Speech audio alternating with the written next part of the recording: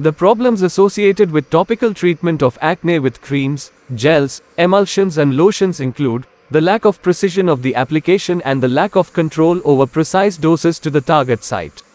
It typically results in the exposure of an area considerably in excess of that covered by the acne, thereby exposing normal healthy skin to the anti-acne formulation.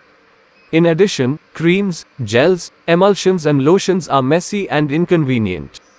Trasy Enterprises, Mumbai, has developed a machine to make acne extraction patches. The therapeutic formulation includes a topical acne drug, a solvent that dissolves the topical acne drug and a pressure-sensitive adhesive.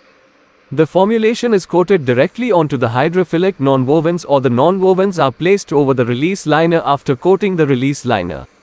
After the steps described above, the nonwovens are put into the die cut and package machine is used to cut an adequate patch.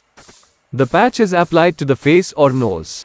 The formulation penetrates into the hair follicles or sebaceous glands. The lug of acne sticks to the polymer patch. The acne is extracted from the hair follicle as the patch is removed.